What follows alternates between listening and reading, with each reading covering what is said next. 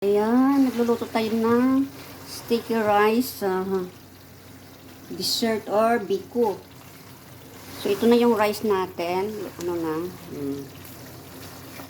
Yung rice natin ay naluto na natin. So, ihalo na lang natin sa ating coconut milk with brown sugar. So, nag-add ako ng chocolate powder. Ayan.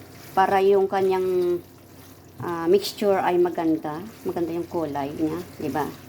So nag-add ako ng konting cooking cream at saka chocolate powder para ano siya. So i-mix lang natin siya para lahat ay magkaroon ng ano.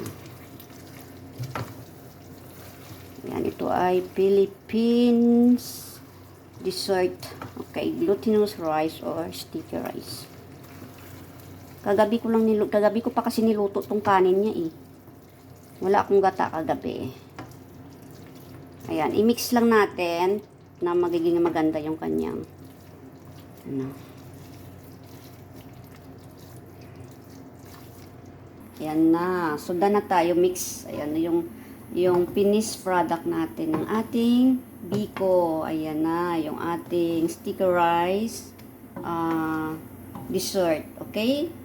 Ayan. Thank you for watching. Ayan. So, ayan na siya. Masarap siya with coffee in the morning. Ayan. Ayan na yung ating finished product.